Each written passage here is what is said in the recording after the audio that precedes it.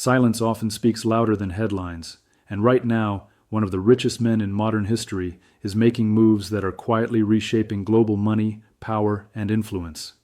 Bill Gates is no longer just reducing his fortune. He is restructuring it in a way that signals urgency, intent, and a clear end game. Behind the public image of generosity lies a carefully timed financial transformation involving tens of billions of dollars, major asset shifts, and a countdown clock most people are not paying attention to. This is not a random act of charity. This is a calculated decision that reflects how the world is changing, how elite wealth is being repositioned, and how the future of philanthropy itself may be rewritten. In this video, you will learn why Bill Gates is accelerating the movement of his wealth instead of preserving it, what forced this shift now and not later, and what this restructuring reveals about risks, power, and responsibility at the highest level of global finance. We will break down the lesser-known details behind his foundation's timeline, the internal pressure to spend faster, the quiet sale and redistribution of assets, and the signals this sends to governments, investors, and other billionaires. You will also see why this move is not just about generosity, but about control, influence, and timing in a world facing economic stress, health crises, and technological disruption. Many people think this story ends with donations and goodwill, but the real story runs much deeper, touching global policy, future markets, and the role of private wealth in public life. By the end of this video, you will understand why Gates is choosing impact over accumulation, why waiting decades is no longer part of the plan, and why this decision could mark a turning point in how extreme wealth is handled in the 21st century. Stay with us till the end, because the final insight connects everything together and explains why this moment matters, far beyond one man's fortune. Welcome to our channel, where we decode power, money, and global shifts with clarity and depth. If you value sharp analysis and stories that go beyond the surface, subscribe now and join us as we uncover what others overlook. Bill Gates today is very different from the man the world first came to know decades ago, even though his name still carries the same weight. He is no longer the sharp-edged technology competitor fighting for dominance in personal computing. He is no longer the face of Microsoft's daily operations or the symbol of Silicon Valley ambition. Instead, he has slowly repositioned himself as a long-term global actor focused on health, education, and survival itself. Gates built Microsoft from the ground up and turned it into one of the most powerful companies in history, shaping how the modern world works, communicates, and thinks. For years, that success made him the richest person on the planet, a position he held repeatedly as his wealth climbed into territory few could even comprehend. At his peak, his fortune symbolized the ultimate reward of the digital age. But today, his identity is anchored less in software and more in strategy, less in accumulation and more in distribution. His current net worth still stands near $90 billion, a number so large it barely feels real, yet the more important story is not how much he has, but what he plans to do with it. Gates has made it clear that holding on to extreme wealth is no longer the goal. The mindset has shifted from growing capital endlessly to using it deliberately, aggressively, and within a defined time frame.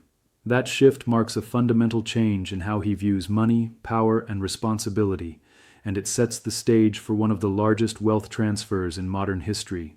At the center of this transformation is a decision that stunned even those who closely follow global philanthropy.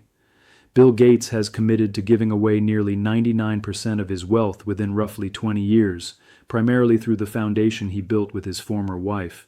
This is not a vague promise or a symbolic pledge. It is a structured plan with deadlines, targets, and spending curves that rise sharply year after year. Earlier in his life, Gates imagined a much slower process, one where wealth would be distributed gradually over several generations, allowing the foundation to exist almost indefinitely. That idea has now been abandoned. Instead of preserving capital for the distant future, he is pushing to deploy it rapidly in the present. The scale of this shift is difficult to overstate. We are not talking about millions or even billions. We are talking about hundreds of billions of dollars moving through global systems over a relatively short period of time. This level of spending rivals national budgets and reshapes entire sectors, from global health to education to agricultural development. By accelerating this timeline, Gates is signaling that waiting is no longer acceptable and that the problems he cares about cannot be postponed without consequences measured in human lives. The official explanation for this restructuring begins with urgency. Gates has repeatedly pointed to the sheer number of crises unfolding at the same time and the cost of delay in addressing them. Preventable diseases still kill millions every year. Health systems in many parts of the world remain fragile. Climate stress is intensifying food insecurity. Education gaps are widening, not shrinking. In this context, holding on to wealth for decades while these problems worsen makes less sense to him than it once did. He believes money has the greatest impact when it is used at the moment it can change outcomes, not when it is preserved for theoretical future needs. Every year of delay represents lost opportunities to save lives, stabilize communities, and build systems that can sustain progress. This logic has driven him to push spending forward rather than stretching it thin across generations.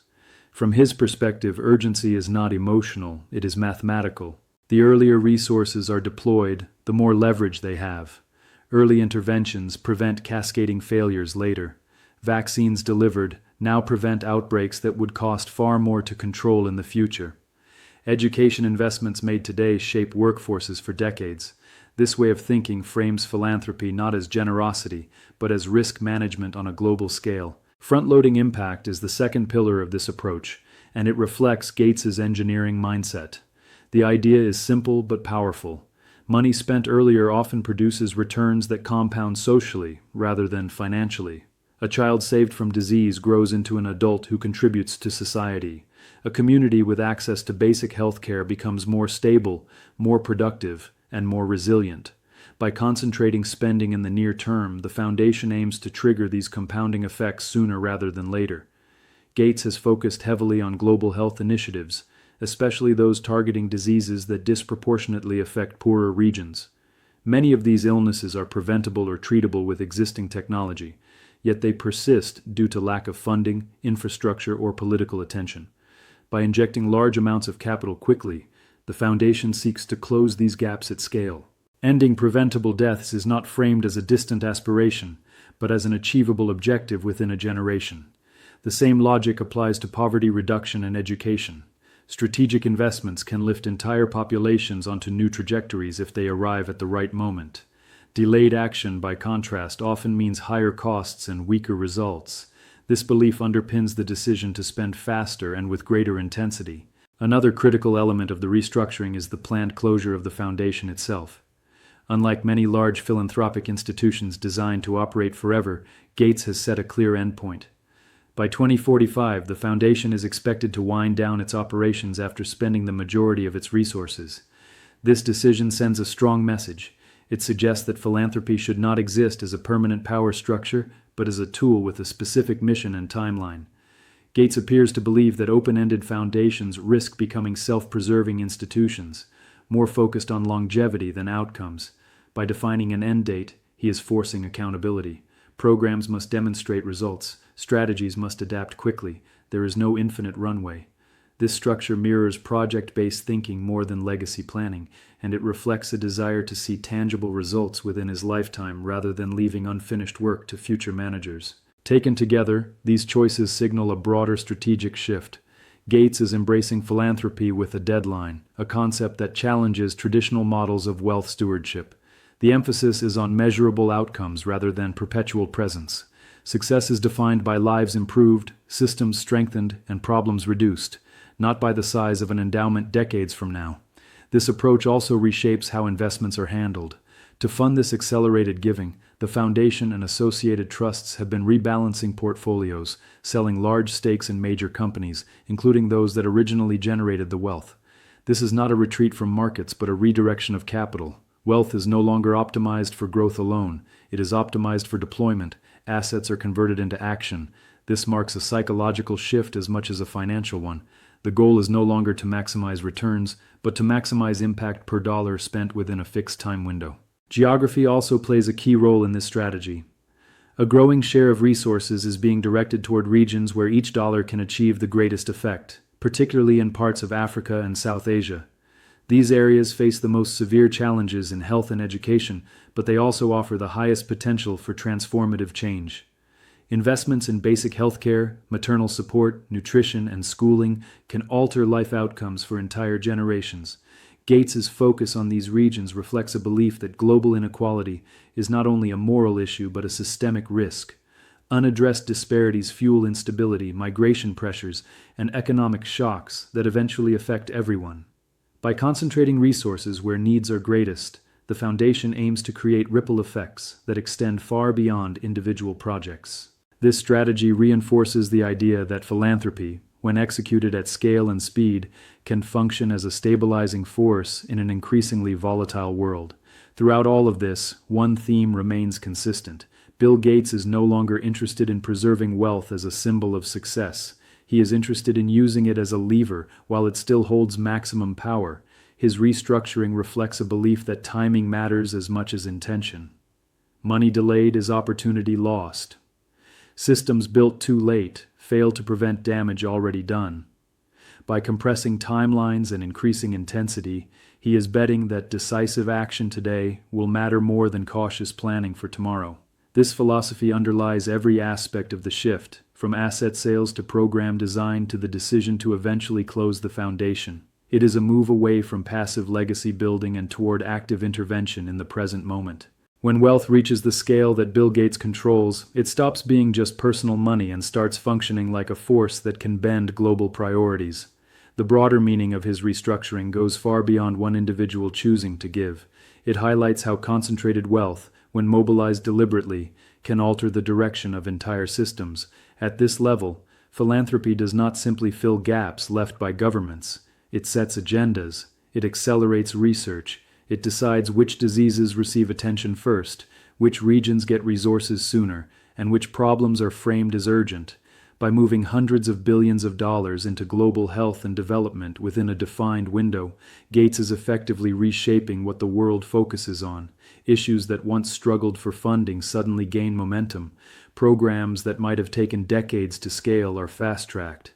This kind of redistribution has no real historical precedent in modern capitalism. It changes how responsibility is perceived, suggesting that those who accumulate extreme wealth may also be expected to deploy it in ways that stabilize the world they benefit from. Power, in this context, is not only about control, but about timing and direction.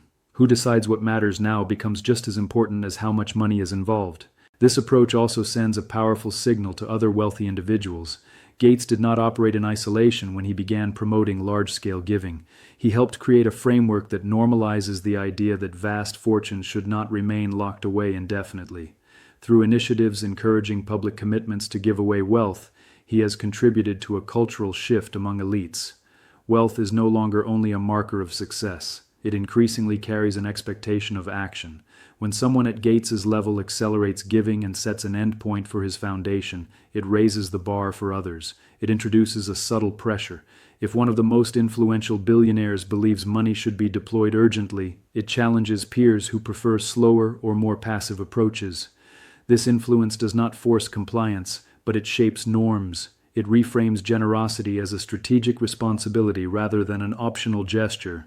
Over time, this can lead to ripple effects, with other fortunes being redirected towards social and global challenges, not necessarily in the same way, but under the same logic of urgency and accountability. Public reaction to this shift has never been uniform, and that tension is part of its significance. Many people view Gates's actions as noble, seeing them as proof that extreme wealth can be used for collective benefit. They point to lives saved, diseases reduced, and opportunities created as evidence that this model works. For them, the speed and scale of giving represent moral clarity in a world overwhelmed by slow-moving institutions. Others, however, raise uncomfortable questions. They ask whether private individuals should wield so much influence over public priorities.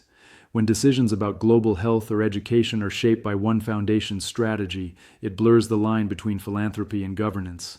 Critics worry about accountability, transparency, and democratic oversight. They argue that even well-intentioned giving can distort systems, favor certain solutions over others, and sideline local voices. This debate does not have a simple resolution. It reflects a deeper conflict between the efficiency of private action and the legitimacy of public control.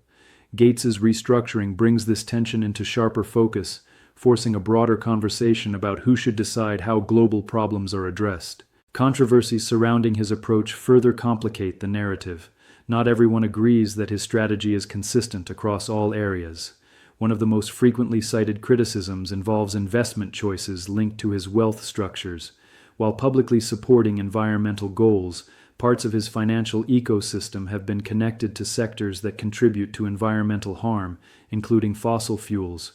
To critics, this appears contradictory. They argue that funding climate solutions while profiting from carbon-intensive industries undermines credibility. Supporters counter that investment diversification and long-term transitions are complex, and that impact cannot be measured by single data points. This disagreement highlights the difficulty of aligning vast financial systems with evolving ethical standards. Wealth at this scale is interconnected with global markets, supply chains, and historical structures. Untangling it completely is not straightforward. Acknowledging these contradictions does not negate the positive effects of large-scale giving, but it does remind audiences that no redistribution of wealth is purely clean or universally accepted. The criticisms extend beyond investments. Some observers question whether focusing resources through one central foundation concentrates too much decision-making power. They worry about dependency, where governments and organizations begin to rely on private funding instead of building sustainable public systems. Others argue that philanthropy can sometimes prioritize measurable outcomes over deeper structural change, favoring interventions that show quick results rather than those that address root causes. These concerns add layers of complexity to Gates's strategy. They show that while rapid wealth deployment can produce dramatic gains, it also introduces risks and trade-offs. The very speed that makes the approach effective can limit reflection and adaptation. This does not invalidate the effort, but it reinforces the idea that large-scale philanthropy operates in morally and politically contested territory. Looking ahead, the next phase of this restructuring is already taking shape. The foundation's spending is expected to increase year after year, creating a rising curve of activity rather than a steady plateau. This escalation reflects the commitment to front-load impact and reach critical mass across multiple sectors simultaneously. To support this pace, internal changes are being made. Staff reductions and operational adjustments are designed to streamline decision-making and reduce administrative drag. Efficiency becomes essential when timelines are compressed. Every dollar saved in overhead can be redirected toward programs on the ground. Gates himself is not stepping back from public life. He continues to speak, write, and advocate on issues he believes will define the future, including global health preparedness, artificial intelligence, and education reform. His role increasingly resembles that of a strategist and messenger rather than a traditional benefactor. As these plans unfold, the restructuring of his fortune stands as more than an act of giving. It represents a deliberate shift in how wealth is viewed at the highest levels. Instead of being preserved as a symbol of enduring success, it is treated as a resource with an expiration date, meant to be used while it can still change outcomes. Gates's decision to accelerate, concentrate, and eventually conclude his philanthropic work suggests a belief that the current moment demands action, not patience. The scale of his fortune allows him to test this model in ways few others can. Whether it becomes a blueprint for future generations of wealth holders or remains a unique experiment will depend on the results it produces and the debates it continues to spark. What is clear is that this restructuring is not just about generosity, it is a strategic response to a world under pressure, an assertion that responsibility grows alongside power, and that timing may be the most valuable asset of all. As this story comes together, one question stays open and powerful. When someone holds more wealth than entire nations, what is the right thing to do with it? Bill Gates has chosen speed over patience, impact over preservation, and action over legacy building. His decision forces a wider conversation that goes far beyond one billionaire. It challenges how society thinks about money, responsibility, and influence in a world under pressure. Now it is your turn to be part of that conversation. Share your thoughts in the comments. What should wealthy people do with their money? Should it be saved, spent, or redistributed fast? If this video helped you see the bigger picture, hit the like button so more people can discover it. Share it with someone who cares about power, money, and global change. And if you want more clear, deep stories like this that cut through the noise, subscribe to the channel and stay with us.